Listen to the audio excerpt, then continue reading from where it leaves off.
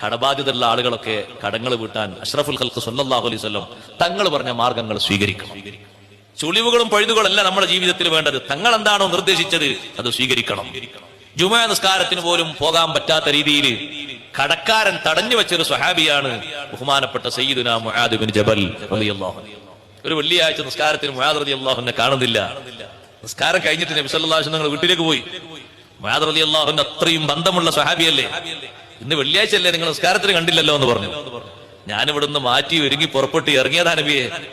പക്ഷെ ഒരു യഹൂദിക്ക് കുറച്ച് പൈസ കൊടുക്കാണ്ടായിരുന്നു, കുറച്ച് സ്വർണം കൊടുക്കാണ്ടായിരുന്നു.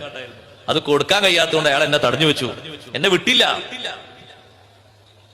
ജുമഅക്ക് വരാൻ എന്നെ വിട്ടില്ല, എന്നെ പിടിച്ചു വെച്ചു. ഇത് പറഞ്ഞപ്പോ അഷ്റഫുൽ ഖൽഖ് സല്ലല്ലാഹു അലൈഹി വസല്ലം നിങ്ങൾ പറഞ്ഞു, ഭൂമി നിറയെ നിങ്ങൾക്ക് ഒരാൾക്ക് സ്വർണം കൊടുക്കാനുണ്ടെങ്കിലും നിങ്ങൾ പേടിക്കേണ്ടതില്ല. സൂറത്ത് ആലി ഇമ്രാനിലെ 26, 27 ആയത്തുകൾ ഓതിക്കൊടുത്തിട്ട് തങ്ങളത് ചൊല്ലാൻ പറഞ്ഞു. എല്ലാവരും